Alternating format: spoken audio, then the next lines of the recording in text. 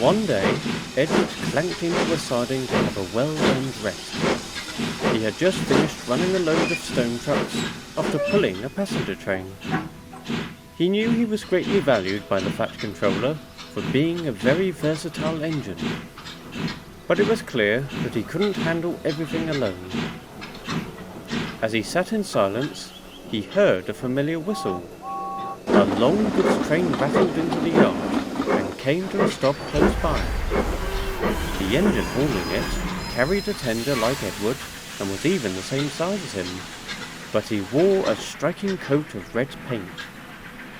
Edward had seen this engine on several occasions, but never had the chance to chat with him until now. "Hello there," he said politely. "I'm Edward. Who are you?" "I'm James," the engine huffed, before giving a long sigh.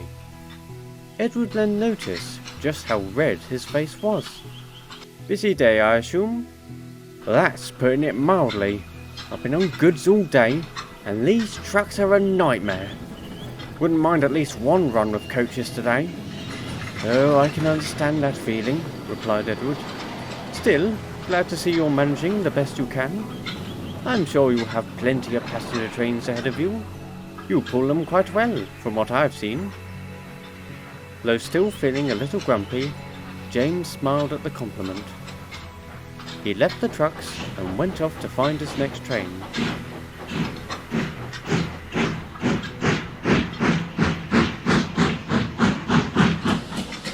James was not owned by the Fat Controller's Railway, but he had been here so many times it was starting to feel like a second home. He was one of many engines loaned to the island to assist in the workload until there were more permanent residents.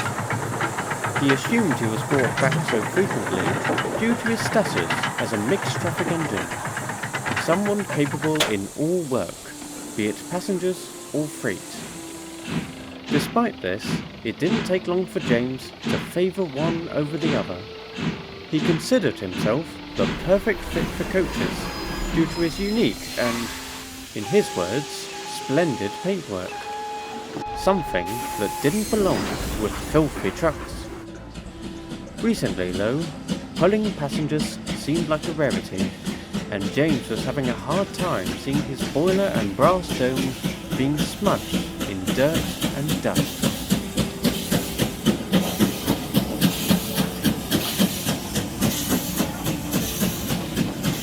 A few days later, James snorted into the yards at the other end of the line. He had to collect a heavy train of coal trucks and bring it to the next station. The trucks themselves knew they were getting on James's nerves, and had no interest in changing that. "You know what?" wheezed one of the older trucks. "I've seen many things in my time, but I never once imagined laying eyes on a big hulking tomato with wheels." The whole train howled with laughter. "Shut up!" burst out James as he slammed into it. "Careful now," giggled another truck. "Gotta watch that fiery red temper of his." The journey hadn't even started, and already James was desperate to end it. The thing about trucks, though, is that sometimes they love to go beyond the limits. When it was finally time to go, James found he couldn't get very far. He felt a great strain, and a loud squeak echoed along the train. He didn't stop, however. He just wanted the job to be over with. At last, his driver managed to slow him down. "You keep up with that and you'll break something," he scolded. "The Fat Controller won't like that, and certainly not your controller." That shut James up immediately. As a visitor, he at least understood the disrespect he would show in damaging this railway's property. The crew went along the train and found that all the brakes were on, and so, with the guard's help, hurried to release them. At last, James was able to leave the yards, but much later than he should have. Thankfully, the trucks had had enough fun and followed along smoothly.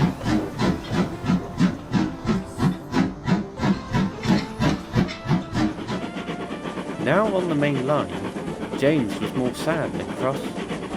if he couldn't handle the worst of the trucks, it was well beyond unlikely he would be trusted with coaches, and if that was the case, what good would he be on any railway? Suddenly, he saw something strange ahead. On the line next to him sat a passenger train, and a very miserable green engine at the front. He recognized him as Henry, someone he knew tended to be very ill. "Same as usual, Henry?" he asked as he stopped alongside. "Yes," coughed Henry. "I was perfectly fine earlier too." Though feeling a little sorry for him, James felt somewhat better, knowing he wasn't the only one having a bad day. The guard walked up to the cab. "I don't suppose you'd be able to take over the train?" "Oh, we'd love to," said James's driver, "but we got these trucks at the moment." James looked at the coaches. He could see how anxious the passengers were. "We could take both trains," he suggested, innocently. Henry scoffed. "Passengers and goods in one? What utter madness!" "Well, unless there's another engine, it's either that, or one of these trains are later than they already are," retorted James. "Besides, it's not like you're helping matters, are you?" Henry hissed angrily, but no one cared about that. The crew and guards fought it over. It was risky for James to pull such a long train. Eventually, though, considering the situation, they agreed. James pushed Henry into a nearby siding and shunted the coaches in front of his trucks. When everything was ready, he gave a mighty heave. "Come on, come on, come on!" he puffed as the long train rolled into motion. James quickly realized why his idea was met with hesitation. Bearing the weight of two trains took its toll on him, and he couldn't go as fast as he usually did. It was truly a blessing that the line to the next station didn't go uphill. The driver watched with concern as his engine strained and ached, yet continued onwards with no thought of stopping. After his foolishness from earlier, this probably would be the end of his visit to Sodor. But if it was, he would certainly leave with a final grand impression. At long last, after what felt like an age, James huffed and wheezed into the next station, bringing the train to a grateful stop. Edward, who was at the other platform, was amazed. "Good gracious, James, you're even redder than I last saw you." Before James could reply, several passengers huddled around him with praise and appreciation. "Sir Topham Hatt will want to hear this," one said. "He'd better be pleased with you." "More than pleased, I'd say," came the voice. James gulped. A short, well-dressed gentleman with a top hat walked up to him. He knew him all too well as the Fat Controller. "I was in the area when I caught word of a interesting train approaching. I must say, James, is it? You seem to have taken the term mixed traffic quite literally." James blushed. "Yes, sir." "Well, there's no need to be ashamed," smiled the Fat Controller. "Your quick thinking has resolved a great dilemma, and I'm more than proud of you. You've been to this island a few times now, and your performance has been a standout. Tell me, James, how would you feel about being a part of my railway?" James was surprised. "Really? Are you sure, sir?" "Why, certainly," laughed the Fat Controller. "You're just the engine I'm in need of. A special mixed traffic engine who can handle anything. I'm sure that Edward will be more than thankful for your help as well." James looked at Edward, who simply smiled back. "Oh, thank you, sir," he said delightfully.